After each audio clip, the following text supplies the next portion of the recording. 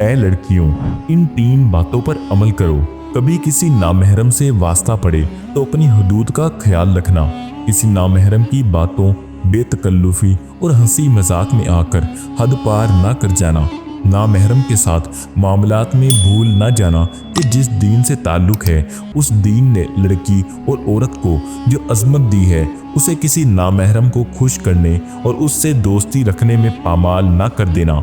भूल ना जाना कि अपने वालिदैन और ख़ानदान की इज्जत और उठा हुआ सर तुम्हारे ही हाथों में है। जिसे किसी नामहरम के साथ वक्त गुजारी में उसके पैरों में गिरा ना देना।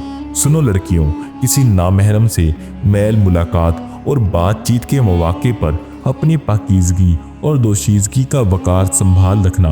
भूल कर भी किसी नामहरम की दिल लगी और खेल में अपने एहसासात और जज्बात का शिराज़ा बखेर ना देना।